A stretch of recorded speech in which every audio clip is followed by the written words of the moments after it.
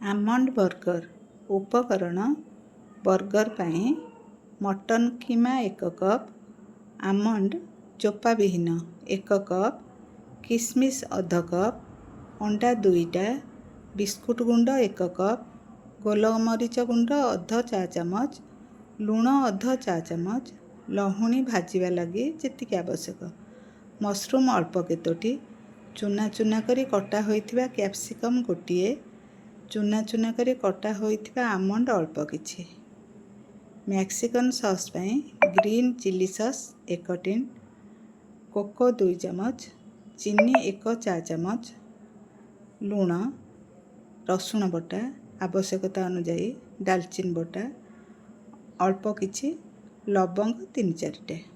प्रस्तुति आमंड को पानी रे भिजेई रखंतु।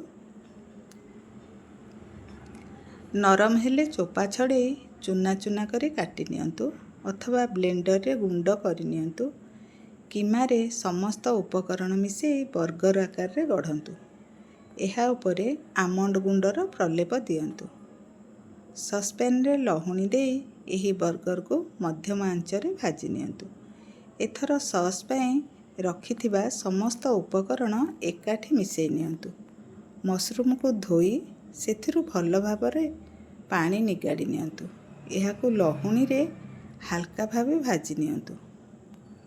भजा मशरूम और कैप्सिकम को स्लाइस सहित परिवेषण करंतु।